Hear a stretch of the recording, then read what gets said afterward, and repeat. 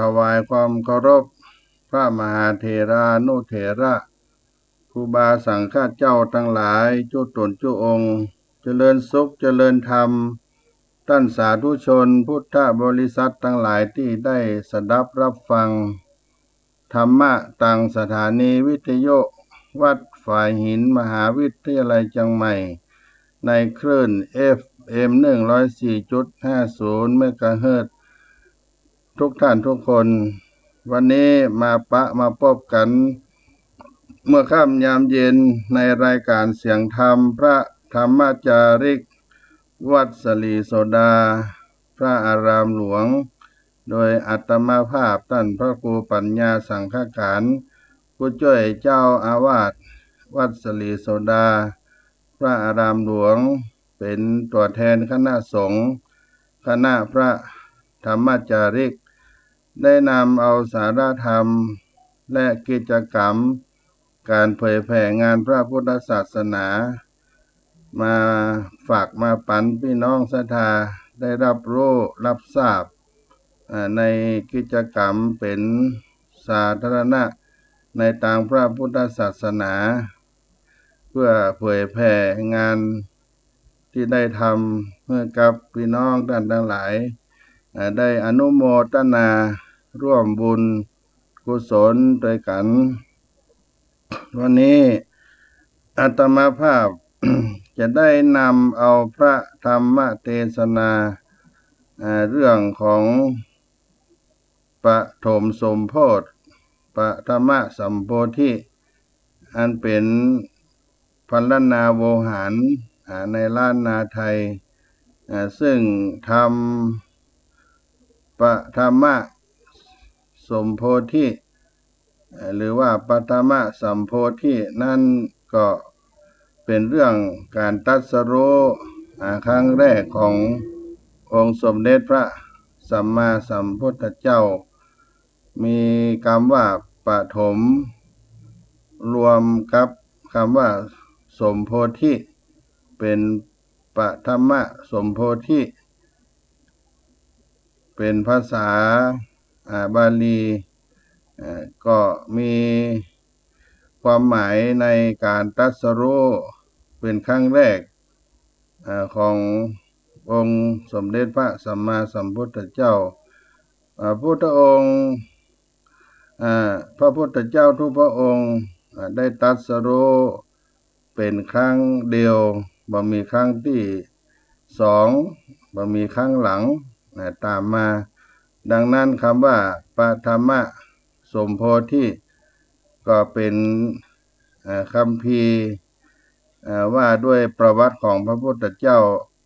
จึงมาได้มีความมุ่งหมายให้แปลไปอย่างอื่นจะแปลได้ว่าเป็นการตรัสรู้ขององค์สมเด็จพระสัมมาสัมพุทธเจ้านับเป็นเบื้องต้นเป็นปฐมเป็นปฐมเป็นเบื้องต้นจะได้นำเอามาเทศนาให้กับพี่น้องท่านสาธุชนทั้งหลายใน คัมภีร์พรรณนาโวหารล้านนาที่จะได้มาเทศนาในเมื่อค่ำยามเย็นวันนี้ ก็เป็นคัมภีร์ที่ อาตมาภาพได้นำมาในช่วงเข้าพรรษาเพิ่นก็จะมีการเทศนาธรรมเป็นการอบรมสมโพธิในทางพระพุทธศาสนาก็หันว่าเป็นเนื้อธรรมโบราณเก่าแก่เอามาเผยแผ่ให้พี่น้องศรัทธาท่านทั้งหลายได้สดับรับฟังที่ได้กล่าวถึงการบำเพ็ญบารมีขององค์สมเด็จพระสัมมาสัมพุทธเจ้าได้ปั้มเพ็งบารมีจนมาอุบัติขึ้นในโลกมนุษย์ได้ตรัสรู้ได้ประกาศพระศาสนาจนถึงเสด็จดับขันธปรินิพพานในพระพุทธศาสนาของเฮาก็เป็นธรรมที่เป็นมังคละมงคลก็ถือว่า เป็นมงคลกับบ้านกับหอกับเฮือนกับที่อยู่อาศัยของพี่น้องศรัทธาท่านทั้งหลายจะได้สดับรับฟังพระธรรมสมโพธิธรรมในพันลนาโวหารล้านนาเป็นลำดับต่อไปก่อนที่ ก่อนที่จะได้สดับรับฟังพระธรรมเทศนาก็ขอน้อมเจริญศรัทธาสาธุชนในนบน้อมขับไหว้พระรัตนตรัยไหว้ยังองค์พระบรมธาตุเจ้าดอยสุเทพเป็นเบื้องต้นก่อนน้ออะระหังสัมมาสัมพุทโธภควาพุทธังภควันตังอภิวาเทมิสวากขาโตภควตาธัมโมธัมมังนามัสสามิสุปฏิปันโนภควโตสาวกสังโฆ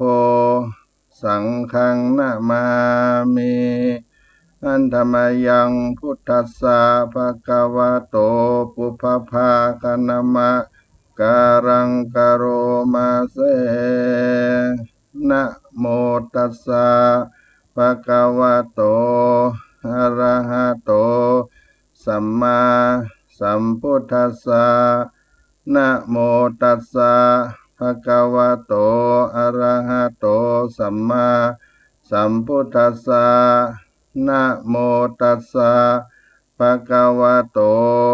อะระหะโตสัมมาสัมพุทธัสสะสุวรรณเจติยังเกสาวระมัทะลุงกังวรัญญธาตุงสุเตวะนามะกังนาลาเตเวหิปุจิตังอะหังวันตามิสัพพตาสีวิจัย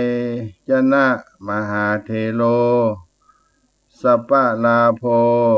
นิรันตรังตะมหังสังฆังศิลสานะมามิอะยังวุจติสิริวิชโยนามะมหาเทโลอุตตมะสีโลนะละเตเวหิปูจิโตโสละโหปัจจญาตินังมหาลาภาภวันตุเมอะหังวันตามิสัพพตาอะหังวันตามิศิรสาอะหังวันตามิสัพพโสสาธุสาธุสาธุ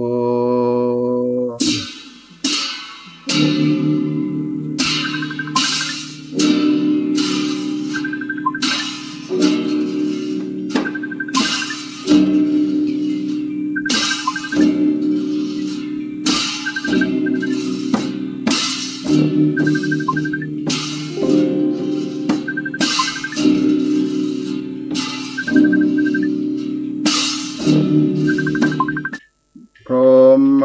เลยมหาพรหมตนองค์แอนพระตองเต้นกระดานตองทำมันใดถ้าลัดถูกต้องตามกองแห่งนักปราชญ์ผู้กาน้อยนาถขออาราธนาธรรมธัมมังธัมมังธัมมมุตตมังปัจจังอาราธนังกโรมา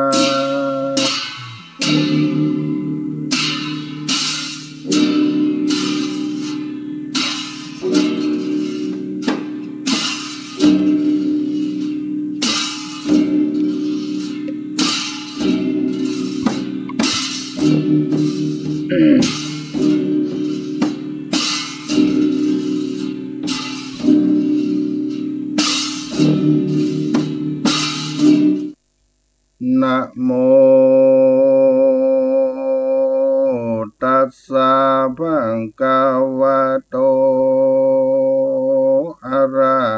โตสัมมาสัมพุทธัสสะ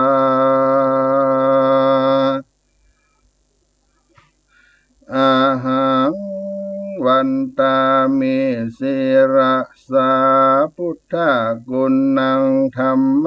กุณังสังฆกุณังมังคลามุตตมังเอโสโนสัทธาการโตโลกาโนกัมปังอุปาทานญาเอโสภควาอันว่าสัมปัญโยพระพุทธเจ้าตนพาเสริฐล้ำเลิศยิ่งกว่าโลกาตนอันใดทลัดปัญญาสัพพัญโยตัญญาณอันจักโปรดแก่สัตตโลกสงสารพระก็ได้ปั้มเป่งปาละมีมาได้30 ทัศเจ้าก็ต้วนเตียวไปมาในวัฏสงสารทลาบต่อเต้า ถึงญาติอันเป็นพญาเวสสันตระยังเหิมมหาทานนั้นมากนักคือได้สละลูกและเมียเป็นตานตั้งเขาของราชสัมปติตั้งมวลเป็นตานแผ่นดินดานก็มาไว้สนันวันกองไปมาสมุทะกงกาความเขือกหยาเยือกตีฟองกวนหนังหัวปองสยองเกลาเส้นขนปอดลูกแล้วเจ้าก็หนีออกบวชปั้มเป่งธรรมในป่าหิมพานต์กันว่าเสียงอายุแห่งตนแล้วก็ได้เอาตนไปเกิดในจันฟ้าเลิศตวติงสาก็มีหันและนาที่นั้นเทวบุตรเทวดาอินทราพรหมยมมาราชทั้งหลายอันตั้งอยู่10,000 โลกจักรวาลก็มาผสมจุ่มนมกันอันมีเต้ามหาพรหมเป็นเก้าเป็นประธานก็พากันเข้าไปสู่เศตุวิมานปราสาทแห่งมหาโพธิสัตว์เจ้าแล้วพากันไว้นบคบยำก็กล่าวกรรมอาราธนาดังนี้สัมปติสังวิทาปาลามิโยอาเสสโตทนาตาเนนะอัตโนสัมโพธิปาปุนาติสติมหาสัพพุริสเจ้าตนมีเปลี่ยนมากนักส่วนตานะปาลามีธรรม30 ทัศก็ได้ปั้มเป่งแล้วอันหนึ่งเจ้ากูเคยได้เป็นที่จังที่เปิ้งแก่โลกตั้ง3ผู้ข้าตั้งหลายขออาราธนาลงเมื่อเกิดโลกไตสงสารได้ปกเป่าขานบอกเล่าสัตว์โลกหนุ่มเทาได้ตื่นได้มาดูดกินน้ำใจไข้เจิญบ่รู้แก่เท่าจัดลาเกิว่ามหามาตาเนลปานขอเจ้ากูลงเมื่อเกิดเมืองคนนั้นเตอที่นั่นมหาสาพุริสัตเจ้าก็พิจารณาเล่าเล็งญาณอย่าง อาการต่างๆนานาที่อันจักลงมาเกิดว่าจักประเสริฐเพียงใดมีตนว่าสัมปติสมฤทธิเป็นดีมีเข้าของเงินคำคนต่างหลายบ่รู้ผิดรู้เที่ยงกันพิษจากเวรกรรมตั้งหาอันหนึ่งจุมปูทวีปก็มีฝนหลังทางตกลงชุ่มเย็นบ้านเมืองจำเริญไปด้วยข้าวน้ำโภชนะอาหารบ้านเมืองน้อยใหญ่ก็หากเต็มไปด้วยหมู่คนและแม่ไก่ล่าเติงกันใดอันหนึ่งก็เล็งดูยังข้ากูลพ่อแม่แห่งตนอันจักลงมาเกิดนั้นว่าจักบัวละมวลดีประกอบไปโดยสัมมาทิฏฐิภาคาหนึ่งอายุแห่งคนทั้งหลายหากว่ายืนยาวตั้ง100 ปีถึง100,000 ปีดังอันพระพุทธเจ้าก็บ่ลงมาเกิดเตื้อแลก็โดยเหตุใดนั้นจา ผู้มีปัญญาเปิงรู้ดังนี้เตอในเมื่อคนมีอายุยืนยาวมากนักดังอันปาปกรรมแห่งคนตั้งหลายมีเน้นหนาแม้นว่ารู้สัจธรรมตั้งสี่แจ้งนักเขาก็บ่สลดสังเวชใจเต้ามัวเมาอยู่กามกิเลสตัณหา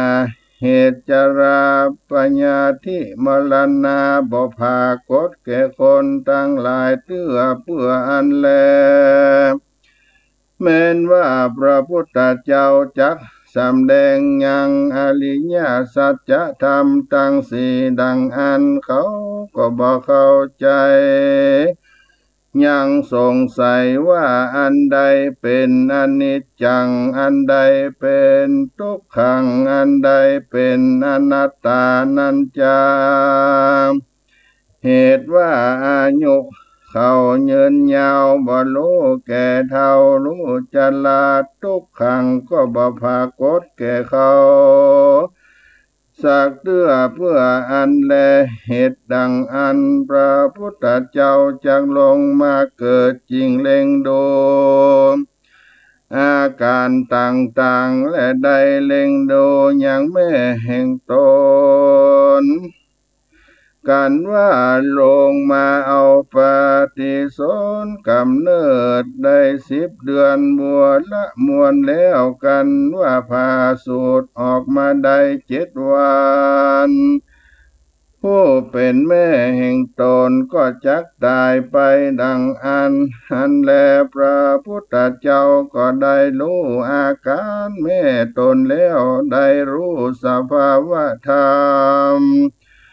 แห่งคนต่างหลายดังนี้แล้วเหตุดังอันจริงลงมาเกิดเป็นพระสัมมาสัมพุทธเจ้าแล้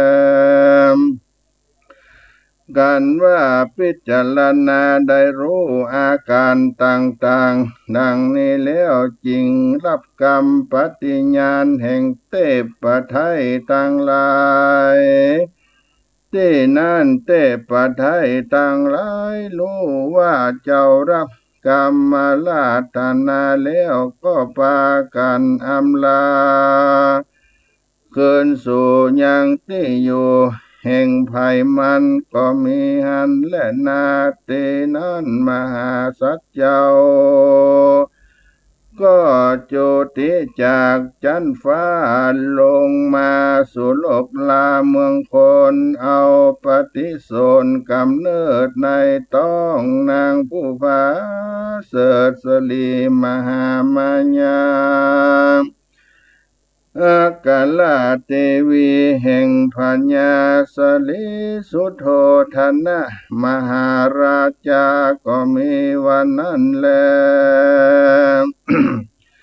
สาเทวีส่วนว่านางสาลีมหามายาน้อยนาดได้ฝันประหลาดว่าได้หันยางจ้างเผือกแก้ว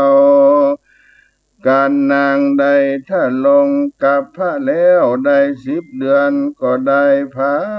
สูตรพุทธาในพนาปัญญายลมพินีในวันวิสาขมาสหากว่าเป็นวันพุธเพ็ง15 ค่ำยามเมื่อมหาสัจเจ้า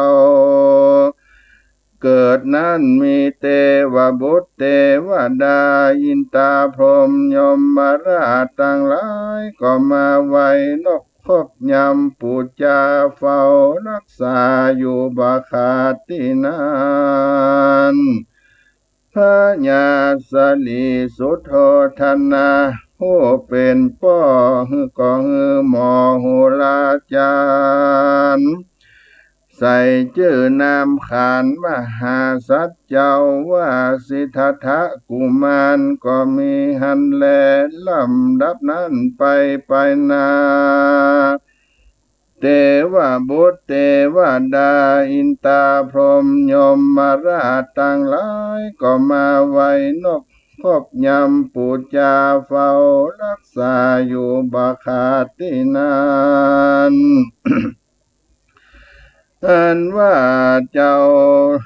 สิทธัตถกุมารได้เกิดมาได้7 วันนางสลีมหามายาเป็นมารดาก็ได้เข้าสู่มรณากันว่านอพุทธาที่ไว้มีอายุได้16 ปีก็ได้เสวยราชาสัมปติเป็นพญาแล้วได้อุสราชาพิเศษกับนางยโสธราก็มีหันและนาเอกติวสังยังมีในวันหนึ่งไสพระที่ไว้สิทธัตถกุมารเสด็จไปสู่สวนอุทยานดอกไม้ก็หันไปใส่เทวทูตทั้ง4อันมีอยู่ตามที่ตั้งเตียวคือคนแก่คนเจ็บคนตายและนักบวชกันว่ามาสู่ยังที่อยู่แห่งตนแล้วกันว่ากลางคืนมาสู่รอดเจ้าก็คือใจตอดไปมาพิจารณาทวนทีก็หันแม่นที่ตามธรรมว่าคนเกิดมามีทุกข์ไม่เดือดเป็นไม้เกิดแก่เจ็บตายปัดพรากบ่พ้นจากสงสารพระทะลงญาณบุญใหญ่ก็มาหันใส่นางนาสนมอันนอนผ่าลมหลับอยู่ว่าอาจรู้คิงตนมีอาการต่างนานาก็มีความสังเวชใจพิจารณาไปทวนทีก็หันเป็นที่กองตกตังมวลก็หันสมควรที่จักออกไปบวชปั้มเพ็งธรรม จริงใครกำกับฉันนาอามาตว่าฮือใดห่างมากันทกะแล้วก็พาลกว่าจักไปบวชหันแลอาธาราติญากันกลางคืนนั้นมารอดนางน้อยนาฏยโสธราก็พา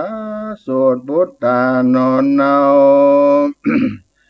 มหาสาปุริสเจ้าก็ขานึงใจว่ากูจักเข้าไปดูยังลูกกูดีกาบดีดังอันขี้ญากันว่ากูไปหันยังลูกน้อยและนางยอดซอยยโสธรา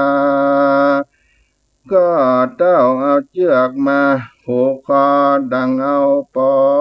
มา ศอกดังเอาปอกมาสุบตีน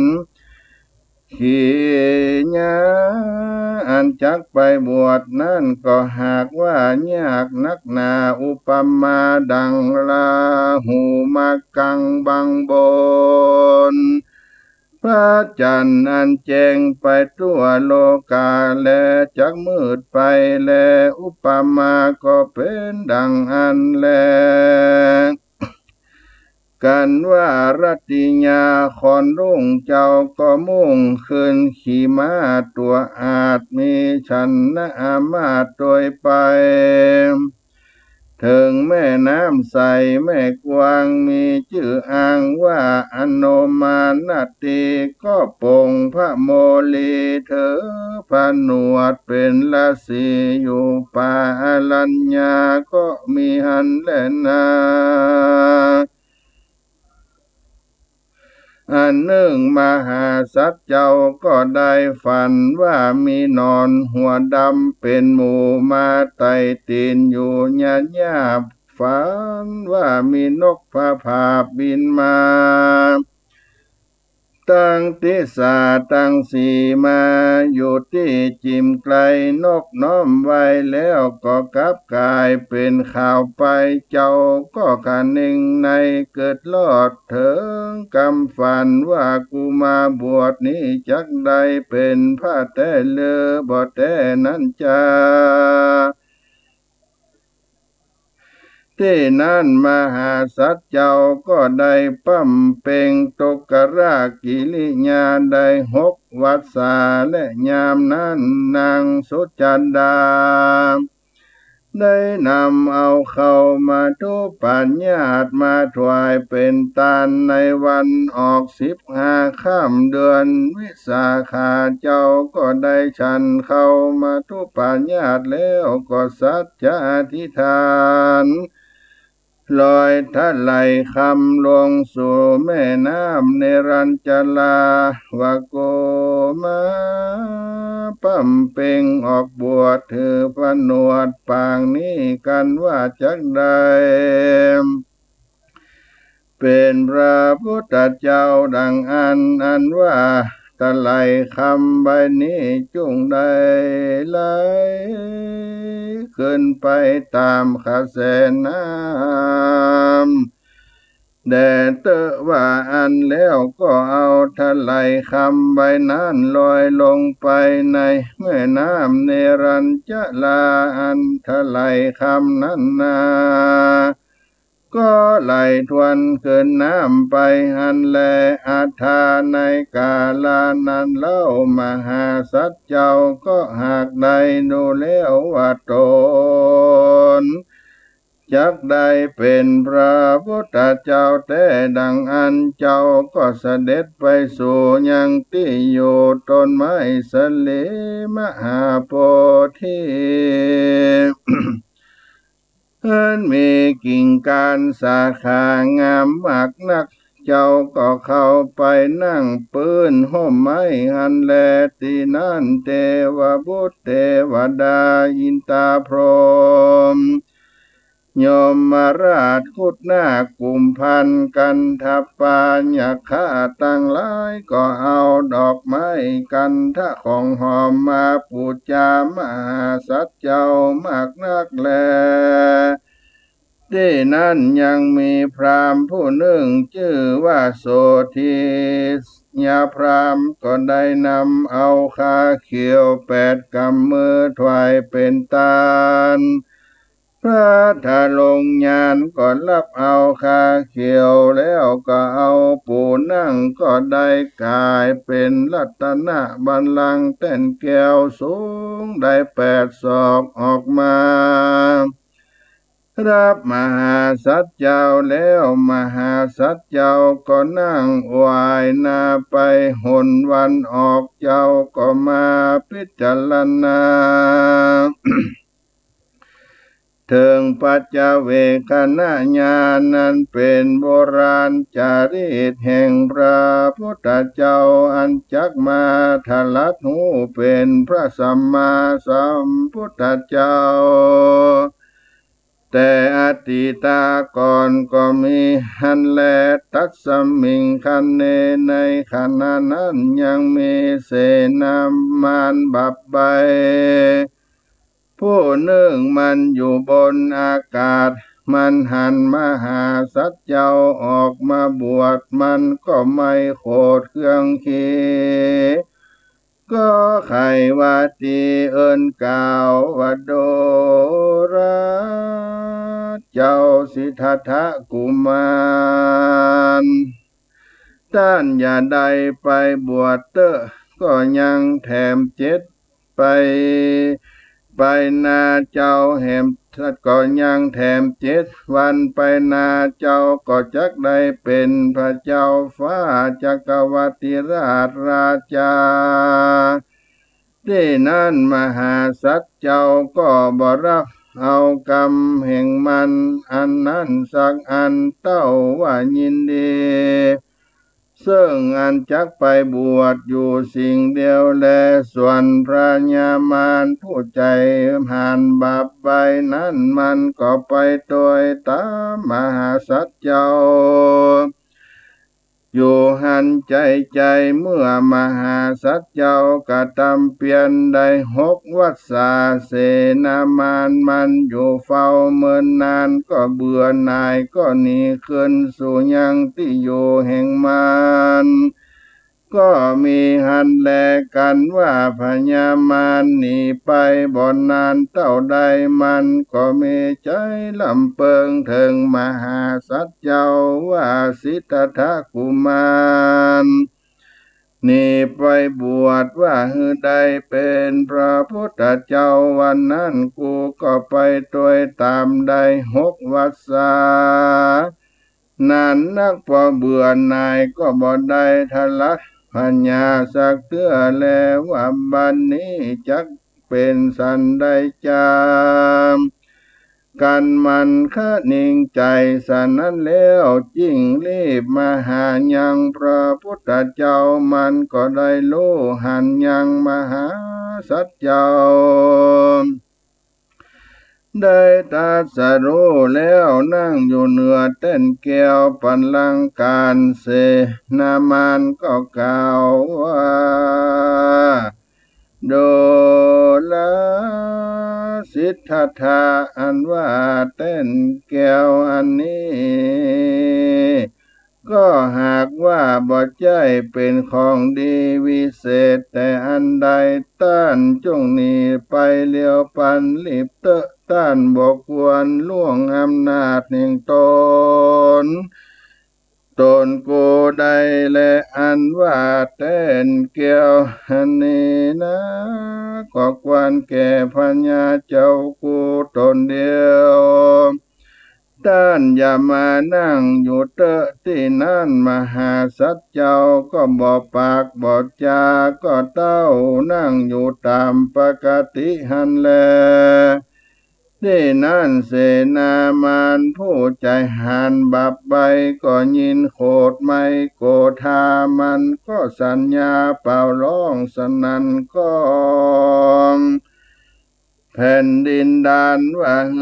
เสนามันมวลหมู่เข้ามาสู่จุ่มนุมกันอาวุธไผ่มันเครื่องคาอันควันพืชสะพึงกลัว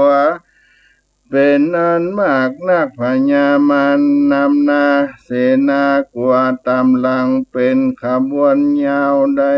12 โยชนะอันมาขนาบข้างก็ได้12 โยชนะกันนามมีขอบฟ้าจักรวาลเป็นแดนไปบนก็ได้900,000 ปลายต่างก็มาจักได้ภาพอย่างเจ้าได้เกณฑ์ขนาบเอาเต้นแก้วปันลังการแห่งพระทะลงยานที่ไว้หันแลยามนั้นเทวบุตรเทวดาทั้งหลายก็ได้ความเดือดร้อนมากนักก็เต้าว่ามีแต่มหาสัจเจ้าตนเดียวจักมาโพดได้ภาพมารทั้งหลายอันแล สเปญญขากุมพันดาพุตตามาเตตัตตาในกาลนั้นเสนามันตั้งหลายมวลหมู่ก็ปากันเนลมิตเฮรูปอันพังหลายอันควรเปิงกลัวมากนักมือถือหอกดาบหน้าไม้ปืนไฟและกงธนูปากันโห่ร้องสนั่นกองดินดานจมหมู่มารมากเต้าก็มาแวดล้อมมหาสัตว์เจ้าเพื่อจักกะตามไล่มีปาการต่างนานาอันว่าสัตตราอาวุธต่างหลายก็บ่อาจมากำกายถูกต้องมหาสัตว์เจ้าใดสักอันแลมาราธิปติตินานพระยามานตนหยาบจ้าก็ขึ้นขี่จ้างกลาตัวใหญ่อันมีชื่อได้ว่าติรันโตเมขัลลาอันสูงได้640โยชนะมันก็ยืนอยู่เหนือคอจ้างตัวพญามารสูงได้3,000 วาแล้วเนรมิตมีมือใดปันมือถืออาวุธเครื่องคาพร้อมจุอันแล้วก็เข้ามาสู่ยังที่อยู่มหาโพธิสัตว์เจ้าเพื่อมาจักกะตามไล่หันแลตังโปปันดามาลานาอัสมันตาโตอุปลิอาหาตังมาลาวุเคอันว่าเครื่องคาอาวุธทั้งหลายอันพระญามารหากปุ่งสัตว์เข้ามานั้นหมายจักถูกพระพุทธเจ้าดังอันก็ซ้ำกับกายเป็นมาลาดอกไม้ถวายขับไว้พระพุทธเจ้าเสียงแลส่วนมหาส่วนพระญามารกับตังปริวารต่างหลายอันยายหยัดล้อมอยู่ได้เล็งหันพระพุทธเจ้านั่งอยู่กลางดอกบัวมีกงจักแวดล้อมอุปมาเป็นดังราชสีห์ตัวอาจพระพุทธเจ้าก็บ่ได้เข่งขามเสนามารสักอันนั้นแลที่นั่นพระพุทธเจ้าก็กะเน่งใจว่าดังนี้พี่ว่ากูมาบวชแล้วได้เป็นพระพุทธเจ้าสันนี้ก็โดยปารมีแต่ก่อนปังหลังกูก็บ่ขาดเสียยังปารมี30 ทัศและปังเมื่อก่อนก็ได้เป็นปัญญาเวสันตราก็ได้มหาทานนันใหญ่คือว่าได้ลูกเมียเป็นทานก็ได้ปกเป่าเตือนเทวบุตรเทวดาอินทาพรหมมาอนุโมทนาญาติน้ำหมายทานวันนั้นแต่ดีลีบัดนี้จุงมาเป็นสักขีพยานแก่เราเถิดกันว่าเต้นแก้วนี้บ่ได้ผ่าแป้ผจญยังปกละผู้ใดผู้หนึ่งก็บ่มีแลเต้นแก้วอันนี้นาหากเกิดมาโดยบุญสมปานแห่งเราแต่แลในเมื่อพระพุทธเจ้าลำเพิงโดสันนั้นส่วนว่าแผ่นดินก็ผากฏประดุจดังมีวิญญาณบ่ปอนนานเนิ่นจ้าก็มีนางหนุ่มเนาผู้หนึ่งมีรูปงามงามมากนักก็หากบุญออกแผ่นดินมาแล้วนางผู้นั้นก็กล่าวว่าดังนี้ว่าโดลาเจ้าตนบุญ มีสมปานมากนักอันว่าน้ำหยาดอันเจ้าได้หือตานวัตถุใดก็ดีย่อมจักตกมาถูกต้องหัวคาตกเมื่อแต่ดีลีเพแล้วว่าเจ้าใครรู้ดังอันคาก็จักสำแดงรู้และหันจะแลว่าอันแล้วนางธรณีก็สัพพัดบิดยังมวยผมแห่งตนดังอันตาในกาลาสนานอัศจรรย์ก็เกิดมีมากนักคือว่าที่ปลายพรมนางนั้นก็มีน้ำไหลออกมาเป็นอันมากนักเป็นดังแม่น้ำกงกากว้างใหญ่มีหินก้อนใจสมานเต้าปูดอยก็กิ่งมาตามน้ำขจัดปัดหมู่มารตั้งหลายหือใดเต้าล้มกลมหงายตายไปเสียงแลส่วนว่าจ้างพญามารตัวนั้นก็ตายงาซับดินหันแลที่นั่นพญามารผู้ใจบาปก็สันทะถาปวดตายมากนักก็มานบน้อมไว้พระพุทธเจ้ามันก็กล่าวว่านะโมเตปุริสาสาญะนะโมปุริสาสุตตมังเตวากัสสมิงนาติเตปุติปุกะเลตุวะสันธาตุวังมาลาภิภูมินีตุวังอนุสัญเญสัญโยตินาติเรสิตาเจนติโพธิสัตโตปัสสัญญาติดังนี้ว่าข้าแต่เจ้าตนกู ตนมีบุญสมปานนั้นมากนักเจ้าก็ได้ทลัดหูเป็นครูแก่โลกสงสารพ้นกิเลสมันนั้นหยาบช้าตั้งมวลมีตนว่ากิเลสสมานขันธมันสังขารมันเตวมุตมันเตวดามันมัจจุราชมันสัพพมันตั้งมวล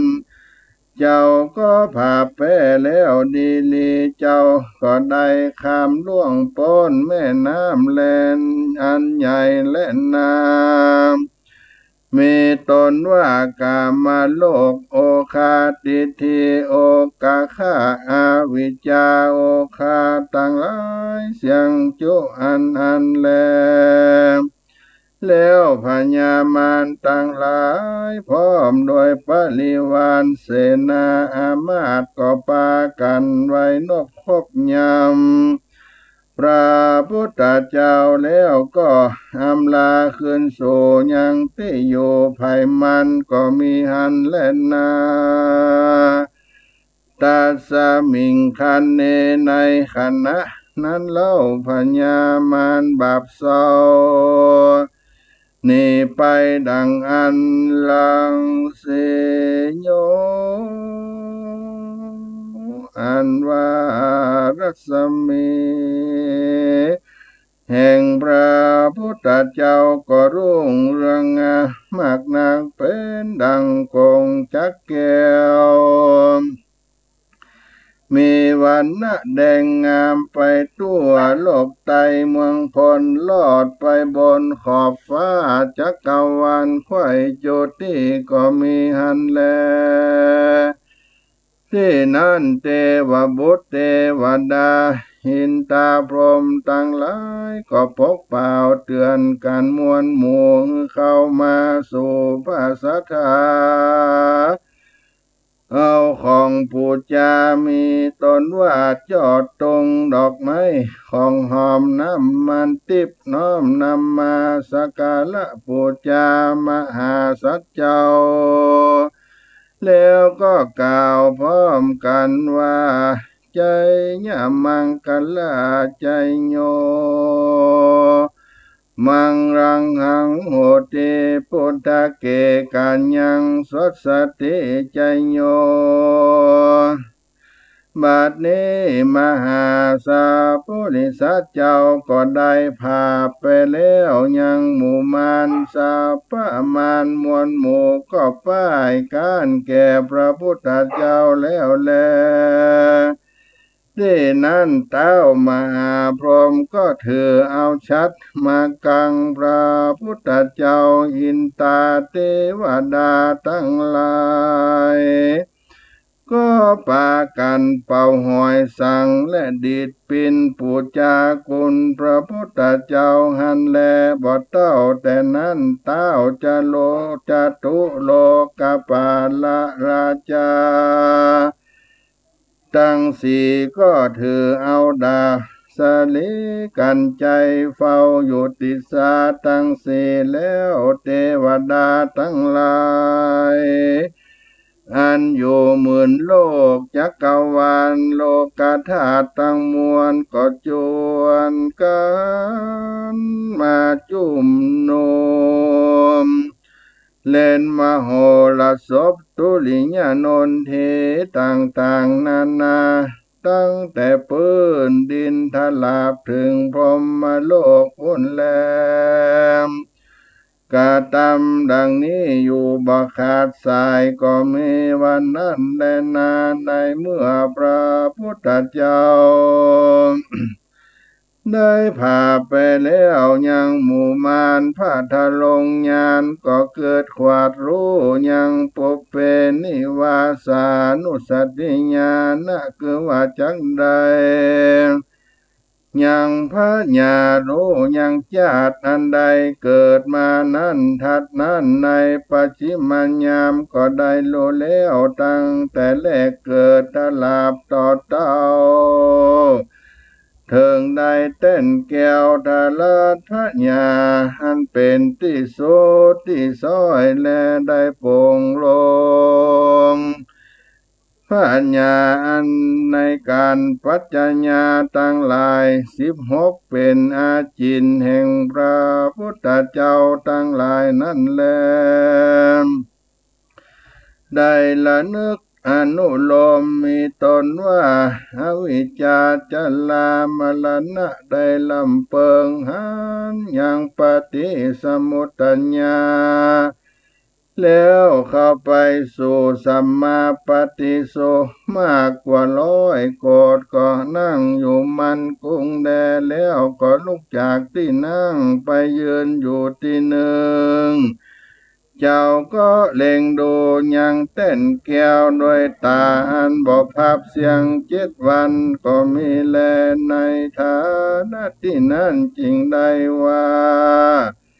อานิมิตาเจดีย์ก็หากเป็นที่พระพุทธเจ้าสัตตหะทวนสองอันแลในเมื่อพระพุทธเจ้าออกจากที่นั้นแล้วก็มาเนรมิตโจมคมแก้วกายจักรวาลเที่ยวไปได้7 วันจริงได้ชื่อว่าสัตตหะทวน3จะแลกันพระพุทธเจ้าได้เสด็จออกจากโจมคมแก้วแล้วมาอยู่ยังเรือนอันเทวดาหากเนรมิตขึ้นแล้วก็มาพิจารณายังธรรมปิตกะตั้ง3และจริงได้ชื่อว่าสัตตหะทวน4ก็มีแลที่นั้นพระพุทธเจ้าก็ออกจากเรือนแก้วก็ไปสู่ยังต้นไม้มุจรินตะก็บังเกิดเป็นฝนและลมมากนักที่นั้นพญานาคก็มาเลิกปังปานปกงำบังพระพุทธเจ้าตลาบเสียง7 วันจริงได้ชื่อว่าสัตตหะทวน4ก็มีแลทัดนั้นไปพระพุทธเจ้าก็เสด็จไปสู่ยังที่อยู่แทบเก่าไม้อัจจาระอัจฉสาปลานิโคตจริงได้ชื่อว่า สัตตหะทวนหกก็มีแลทัดนั้นไปพระพุทธเจ้าก็เสด็จไปอยู่ใต้ราชายตนะคือว่าไม้ม่วงมันทลาบได้7 วันแล้วจึงได้ชื่อว่าสัตตหะทวน7ก็มีแลในเมื่อพระพุทธเจ้าตัทสลัดหูเป็นพระสัมมาสัมปัญโยแล้วได้มายืนอยู่เสียงสัตตหะตั้ง7นี้ก็ยังว่าบ่ได้ฉันเขาก็เต้าว่าอยู่เสวยวิมุตติสิ่งเดียวแลการว่ามาล่อสัตตหะทวน8ทวน7ทวน8นั้นการว่ามาล่อสัตตหะทวน8นั้นก็มีพระญาอินตาธิราชเจ้าเอาน้ำส้วยนาและไม้สีฟันมาถวายเป็นตานทัดนั้นไปก็มีเต้าจตุโลกาปาละทั้งสี่นำเอาบาทแก้วลูกมาถวายเป็นตานพระก็อธิษฐานยังบาทลูกนั้นหือใดเป็นบาทลูกเดียวหันแล ถัดนั้นก็มีพ่อกา2 คนได้เอาเข้าสาธุกรเข้าสัตุย่อยมาย่อยื่นถวายเป็นตานที่นั้นพญาอินตาเจ้าก็ซ้ำเอาหมากสมอติบมาถวายเป็นตานเพื่อจักหือได้ฉันก่อนเขาที่นั้นพระพุทธเจ้าจึงได้ฉันเข้าอันป้อกาทั้ง2หากนำมาถวายเป็นตานก็มีวันนั้นแลนาเนติตังขีญาสังวันนาจาห้องเหตุยังปัทมะสัมโพธิกถาบังตนก็บังกรมสมเด็จเสด็จสาธุสาธุสาธุ